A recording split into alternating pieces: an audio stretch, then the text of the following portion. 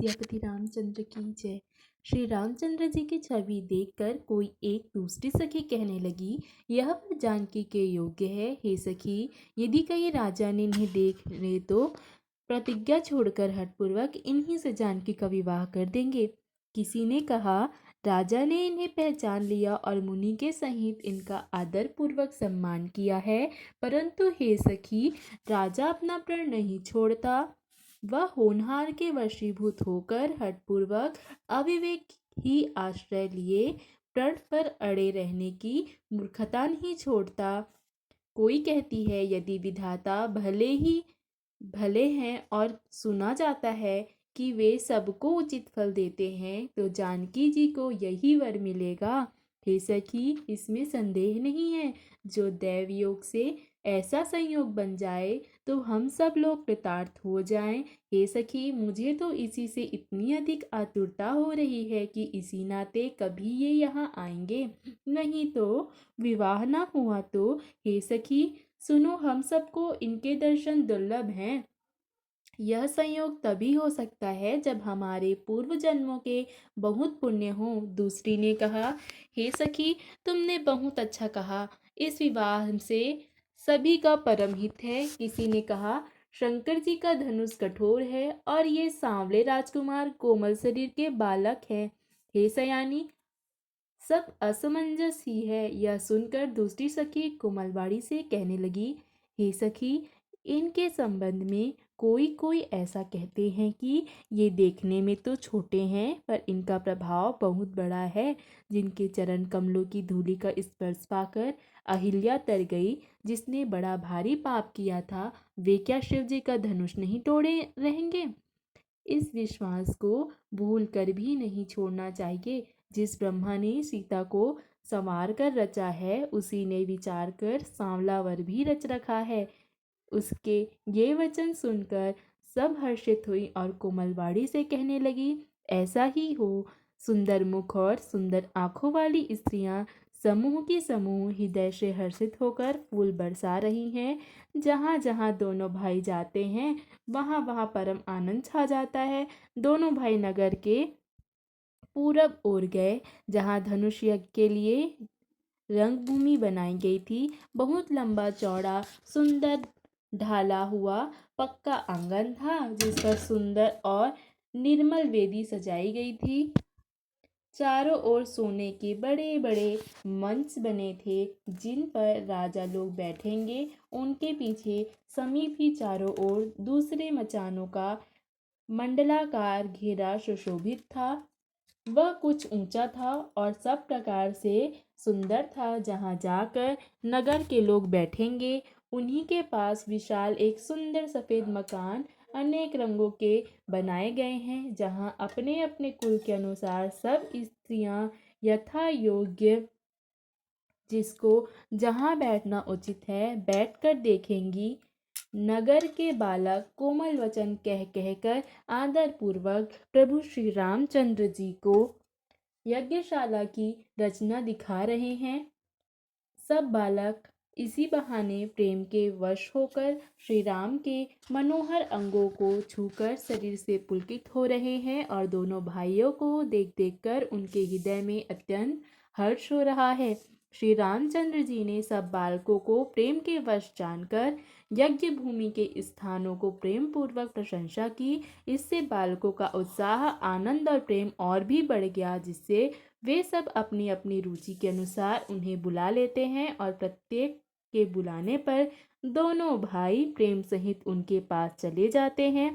कोमल और मधुर और मनोहर वचन कहकर श्री राम जी अपने छोटे भाई लक्ष्मण को यज्ञ भूमि की रचना दिखाते हैं, जिनकी आज्ञा पाकर माया लव निमेष अर्थात पलक गिरने के चौथाई समय में ब्रह्मांडों के समूह रच डालती है। वही दीनों पर दया करने वाले श्री राम जी भक्ति के कारण धनुष यज्ञशाला को चकित होकर आश्चर्य के साथ देख रहे हैं। इस प्रकार सब कौतुक अर्थात विचित्र रचना देखकर वे गुरु के पास चले। देर हुई जानकर उनके मन में डर है। जिनके भय से डर को भी डर लगता है, वही प्रभु भजन का प्रभाव अर्थात जिसके कारण ऐसे महान प्रभु भी भय का नाट्य करते हैं, दिखा रहे हैं। उन्होंने कोमल, मधुर और सुंदर बातें कहकर बालकों को जबरदस्ती विदा किया। फिर भय, प्रेम, विनय और बड़े संकोच के साथ दोनों भाई गुरु के चरण कमलों में सिर झुकाकर आज्ञा पाकर बैठे। रात्रि का प्रवेश होते ही संध्या के समय मुनि ने आज्ञा दी। तब सब ने संध्या वंदन किया। फिर प्राचीन कथाएं तथा इतिहास कहते कहते सुंदर रात्रि दोपहर बीत गई। तब श्रेष्ठ मुनि ने जाकर शयन किया। दोनों भाई उनके चरण दबाने लगे, जिनके चरण कमलों के लिए वैराग्यवान पुरुष भी भांति भांति के जप और यज्ञ करते हैं। वे ही दोनों भाई मानो प्रेम से जीते हुए प्रेम पूर्वक गुरु जी के चरण कमलों को दबा रहे हैं। मुनि ने बार बार आज्ञा दी। तब श्री रघुनाथ जी ने जाकर शयन किया। श्री राम जी के चरणों को हृदय से लगाकर भय और प्रेम सहित परम सुख का अनुभव करते हुए लक्ष्मण जी उनके चरण कमलों को दबा रहे हैं। प्रभु श्री रामचंद्र जी ने बार बार कहा, हे तात, अब सो जाओ। तब वे उन चरण कमलों को हृदय में धरकर लेट रहे हैं। रात बीतते पर मुर्गे का बांग अर्थात शब्द कानों से सुनकर लक्ष्मण जी उठे। जगत के स्वामी सुजान श्री रामचंद्र जी भी गुरु से पहले ही जाग गए। सब शौच क्रिया करके वे जाकर नहाए। फिर संध्या, अग्निहोत्र आदि नित्य कर्म समाप्त करके उन्होंने मुनि को मस्तक झुकाया। पूजा का समय जानकर गुरु की आज्ञा पाकर दोनों भाई फूल लेने चले। उन्होंने जाकर राजा का सुंदर बाग देखा, जहाँ वसंत ऋतु लुभा कर रह गई। मन को लुभाने वाले अनेक वृक्ष लगे हैं। रंग बिरंगी उत्तम लताओं के मंडप छाए हुए हैं। नए पत्तों, फूलों और फूलों से युक्त सुंदर वृक्ष अपनी संपत्ति से कल्प वृक्ष को भी लजा रहे हैं। पपीहे, कोयल, तोते, चकोर आदि पक्षी मीठी बोली बोल रहे हैं और मोर सुंदर नृत्य कर रहे हैं। बाग के बगीचों बीचों बीच सुहावना सरोवर सुशोभित है, जिसमें मड़ियों की सीढ़ियां विचित्र ढंग से बनी है। उसका जल निर्मल है, जिसमें अनेक रंगों के कमल खिले हुए हैं। जल के पक्षी कलरव कर रहे हैं और भ्रमर गुंजर कर रहे हैं। बाग और सरोवर को देखकर प्रभु श्री रामचंद्र जी भाई लक्ष्मण सहित हर्षित हुए। यह बाग वास्तव में परम रमणीय है, जो जगत को सुख देने वाले श्री रामचंद्र जी को भी सुख दे रहा है। चारों ओर दृष्टि डालकर और मालियों से पूछकर वे प्रसन्न मन से पत्र पुष्प लेने लगे। उसी समय सीता जी वहां आई। माता ने उन्हें गिरिजा पार्वती जी की पूजा करने के लिए भेजा था। साथ में सब सुंदरी और सयानी सखियां हैं, जो मनोहर वाणी से गीत गा रही हैं। सरोवर के पास गिरिजा जी का मंदिर सुशोभित है, जिसका वर्णन नहीं किया जा सकता। देखकर मन मोहित हो जाता है। सखियों सहित सरोवर में स्नान करके सीता जी प्रसन्न मन से गिरिजा जी के मंदिर में गई। उन्होंने बड़े प्रेम से पूजा की और अपने योग्य सुंदर वर मांगा। एक सखी सीता जी का साथ छोड़कर फुलवाड़ी देखने चली गई थी। उसने जाकर दोनों भाइयों को देखा और प्रेम में विहल होकर सीता जी के पास आई। सखियों ने उसकी दशा देखी कि उसका शरीर पुलकित और आंखों में जल भरा है। सब कोमलवाड़ी से पूछने लगी कि अपनी प्रसन्नता का कारण बता। उसने कहा, दो राजकुमार बाग देखने आए हैं। किशोर अवस्था के हैं और सब प्रकार से सुंदर हैं।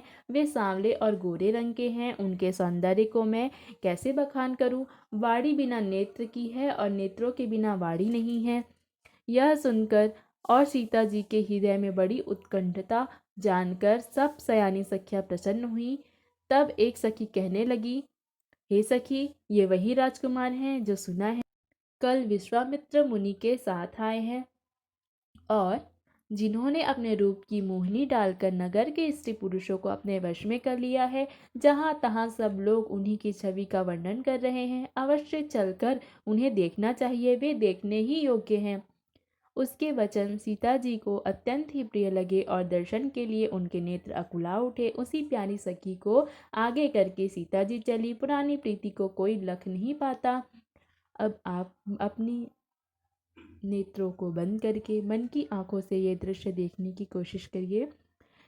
नारद जी के वचनों का स्मरण करके सीता जी के मन में पवित्र प्रीति उत्पन्न हुई। वे चकित होकर सब ओर इस तरह से देख रही हैं मानो डरी हुई मृगनैनी इधर उधर देख रही हो।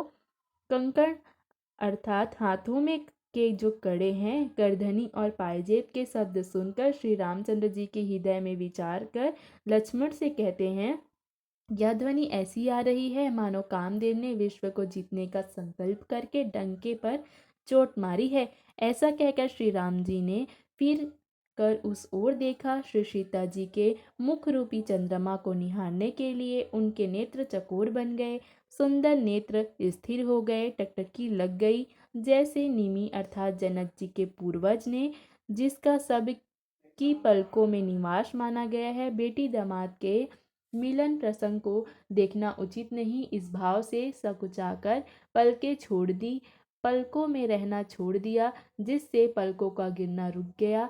सीता जी की शोभा देखकर श्री राम जी ने बड़ा सुख पाया। हृदय में वे उसकी सराहना करते हैं किंतु मुख से वचन नहीं निकलते। वह शोभा ऐसी अनुपम है मानो ब्रह्मा ने अपनी सारी निपुणता को मूर्ति मानकर संसार को प्रकट करके दिखा दिया हो। वह सीता जी की शोभा सुंदरता को भी सुंदर करने वाली है। वह ऐसी मालूम होती है मानो सुंदरता रूपी घर में दीपक की लौ जल। अब तक सुंदरता रूपी भवन में अंधेरा था, वह भवन मानो सीता जी की सुंदरता रूपी दीप शिखा को पाकर जगमगा उठा है, पहले से भी अधिक सुंदर हो गया है। सारी उपमाओं को तो कवियों ने झूठा कर रखा है। मैं जनक नंदिनी श्री सीता जी को किसकी उपमा दूं? हृदय में सीता जी की शोभा का वर्णन करके और अपनी दशा को विचार कर प्रभु श्री रामचंद्र जी पवित्र मन से अपने छोटे भाई लक्ष्मण से समय अनुकूल वचन बोले। हे तात, यह वही जनक जी की कन्या है जिसके लिए धनुष यज्ञ हो रहा है। सखियां इसे गौरी पूजन के लिए ले आई हैं। यह फुलवाड़ी में प्रकाश करती हुई फिर रही हैं, जिसकी अलौकिक सुंदरता देखकर स्वभाव से ही पवित्र मेरा मन क्षुब्ध हो गया है। वह सब कारण अथवा उसका सब कारण तो विधाता जाने, किंतु हे भाई सुनो, मेरे मंगलदायक दाहिने अंग फड़क रहे हैं। रघुवंशियों का यह सहज जन्मगत स्वभाव है कि उनका मन कभी कुमार्ग पर पैर नहीं रखता। मुझे तो अपने मन का अत्यंत ही विश्वास है कि जिसने जागृत की कौन कहे, स्वप्न में भी पराई स्त्री पर दृष्टि नहीं डाली है। रण में शत्रु जिनकी पीठ नहीं देख पाते, अर्थात जो लड़ाई के मैदान से भागते नहीं, पराई स्त्रियां जिनके मन और दृष्टि को नहीं खींच पाती, और भिखारी जिनके यहाँ से ना ही नहीं पाते, अर्थात खाली हाथ नहीं लौटते, ऐसे श्रेष्ठ पुरुष संसार में थोड़े हैं। यो श्री राम जी के छोटे भाई से बातें कह रहे हैं, पर मन सीता जी के रूप में लुभाया हुआ उनके मुख रूपी कमल के छवि सुंदर मरकंद रस को भौरे की तरह पी रहा है। सीता जी चकित होकर चारों ओर देख रही हैं। मन इस बात की चिंता कर रहा है कि राजकुमार कहाँ चले गए। बाल मृग नयनी अर्थात मृग के छौने जैसी आंख वाली सीता जी जहाँ दृष्टि डालती हैं, वहाँ मानो श्वेत कमलों की कतार बरस जाती है। तब सखियों ने लता की ओट में सुंदर श्याम और गौर कुमारों को दिखाया। उनके रूप को देखकर नेत्र ललचा उठे। वे ऐसे प्रसन्न हुए मानो उन्होंने अपना खजाना पहचान लिया। श्री रघुनाथ जी की छवि देखकर नेत्र तक थकित अर्थात निश्चल हो गए, पलकों ने भी गिरना छोड़ दिया। अधिक स्नेह के कारण शरीर विहल अर्थात बेकाबू हो गया, मानो शरद ऋतु के चंद्रमा को चकोरी बेशुद्ध हुई देख रही हो। नेत्रों के रास्ते श्री राम जी को हृदय में लाकर चतुर शिरोमणि जानकी जी ने पलकों के किवाड़ लगा दिए, अर्थात आंखें मूंद कर उनका ध्यान करने लगी। जब सखियों ने सीता जी को प्रेम के वश जाना, तब वे मन में सकुचा गई, कुछ कह नहीं सकती थी। उसी समय दोनों भाई लता मंडल कुंज में से प्रकट हुए, मानो दो निर्मल चंद्रमा बादलों के पर्दे को हटाकर निकल रहे हों। दोनों सुंदर भाई शोभा की सीमा है, उनके शरीर की आभा नीले और पीले कमल जैसी है। सिर पर सुंदर मोरपंख सुशोभित हैं। उनके बीच बीच में फूलों की कलियों के गुच्छे लगे हैं। माथे पर तिलक और पसीने की बूंदें शोभायमान हैं। कानों में सुंदर आभूषणों की छवि छाई है। टेढ़ी भौहें और काले घुंघराले बाल नए लाल कमल के समान रत्नारे अर्थात लाल नेत्र है। थोड़ी नाक और गाल बड़े सुंदर हैं और हंसी की शोभा मन को मोह लेती है। मुख की छवि को मुझसे कही नहीं जाती, जिसे देखकर बहुत से कामदेव लजा जाते हैं। वक्ष स्थल पर मणियों की माला है। संग के सदृश सुंदर गला है। कामदेव के हाथी के बच्चे की सूंड के समान उतार चढ़ाव वाली एवं कोमल भुजाएं हैं, जो बल की सीमा है। जिसके बाएं हाथ में फूलों सहित दोना है। हे सखी, वह सांवला कुंवर तो बहुत ही सलोना है, जिस सिंह जैसी कमर वाले पीतांबर धारण किए हुए शोभा और शील के भंडार सूर्यकुल के भूषण श्री रामचंद्र जी को देखकर सखियां अपने आप को भूल गईं। एक चतुर सखी धीरज धरकर हाथ पकड़कर सीता जी से बोली, गिरिजा जी का ध्यान फिर कर लेना। इस समय राजकुमार को क्यों नहीं देख लेती। तब सीता जी ने सकुचाकर आंखें खोली और रघुकुल के दोनों सिंहों को अपने सामने खड़े देखा। नख से शिखा तक श्री राम जी की शोभा देखकर और फिर पिता का प्रण याद करके उनका मन बहुत क्षुब्ध हो गया। जब सखियों ने सीता जी को परवश अर्थात प्रेम के वश देखा, तब सब भयभीत होकर कहने लगी, बड़ी देर अर्थात अब चलना चाहिए, बड़ी देर हो गई, कल इसी समय फिर आएंगी। ऐसा कहकर एक सखी मन में हंसी। सखी की यह रहस्य भरी वाणी सुनकर सीता जी सकुचा गई। देर हो गई जान उन्हें माता का भय लगा। बहुत धीरज धरकर वे श्री रामचंद्र जी को हृदय में ले आई और उनका ध्यान करती हुई अपने को पिता के अधीन जानकर लौट चली। वृक्ष पक्षी और वृक्षों को देखने के बहाने सीता जी बार बार घूम जाती हैं और श्री राम जी की छवि देख देख कर उनका प्रेम कम नहीं बढ़ रहा है, अर्थात बहुत ही बढ़ता जाता है। शिव जी के धनुष को कठोर जानकर वे विसुरती अर्थात मन में विस्तार करती हुई हृदय में श्री रामचंद्र जी की सांवली मूर्ति को देखकर चली। शिव जी के धनुष की कठोरता का स्मरण आने से उन्हें चिंता होती थी कि ये सुकुमार रघुनाथ जी उसे कैसे तोड़ेंगे। पिता के प्रण की याद से उनके हृदय में क्षोभ हो रहा था, इसलिए मन में विलाप करने लगी। प्रेमवश ऐश्वर्य की विस्मृति हो जाने से ही ऐसा हुआ। फिर भगवान के बल का स्मरण आते ही वे हर्षित हो गई और सांवली छवि को हृदय में धारण करके चली।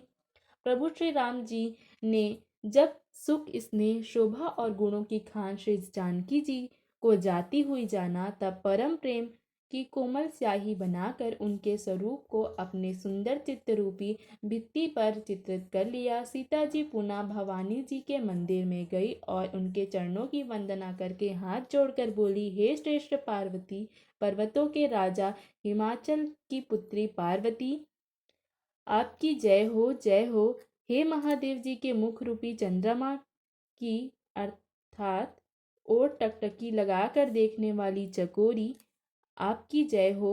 हे हाथी के मुख वाले गणेश जी और 6 मुख वाले स्वामी कार्तिक जी की माता, हे जगजननी, हे बिजली जैसी कांति युक्त शरीर वाली, आपकी जय हो।